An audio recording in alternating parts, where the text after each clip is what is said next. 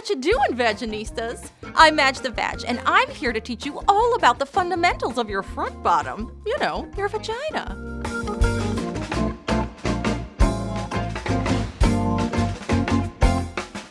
We are getting back to basics, and we're talking about tampons. I mean, there are so many, and we just want to get all the info, so let's push through it. So doctor, show us how it's done. Tampon me. Well, not me. So I brought a little model with me, but one thing I recommend, especially as a new tampon user, is to bring a mirror with you to the bathroom, your bedroom, so you can take a look and familiarize yourself with your anatomy. When looking at the vagina, although this is obviously clear, not what it exactly looks like, you have your bigger lips, which are your labia majora, and then in between are your smaller lips, they're called the labia minora. Sometimes those protrude further out, sometimes they don't. Everyone's are a little bit different. So what you want to do, and your position can be different depending on what's comfortable. Some people like to stand and put their foot on the toilet seat. Some people like to sit on the toilet, have their legs about hip distance apart, or you can squat, hovering over the toilet, again, having your legs about hip distance apart, leaning forward. You can use your non-dominant hand to separate the labia minora, and then I have a tampon here, and you're going to hold at the base of the tampon. Usually there's a little bit of a gripper on the end, whether you're using a plastic or a cardboard style tampon. And after you've separated the lips, tilting at a slight angle upwards, pretend like you're pointing it towards your lower back. So you don't want to go straight up, you don't want to go down, you don't want to go straight back, you want a little bit of an angle.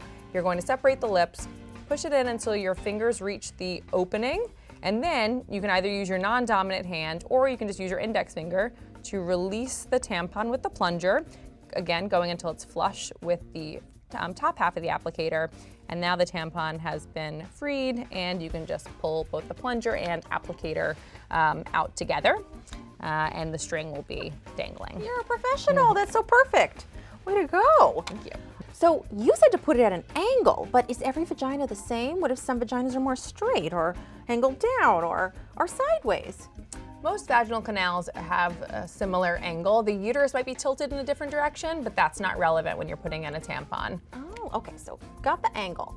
So when you pull on the string, do you yank hard like a church bell, or what do you do? You don't need to yank hard. I would say just a gentle pull. Again, if it's uncomfortable when you're pulling, likely you're using a tampon that's too high in of absorbency. It should come out pretty smoothly.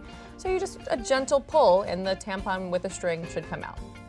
When it's time to take it out, how do you discard the tampon? What do you do with it? Do you hide it? Do you dig a hole outside and then cover it up and it grows a tampon tree? What happens? It's a great question. So one thing you don't want to do is you don't want to flush it in the toilet.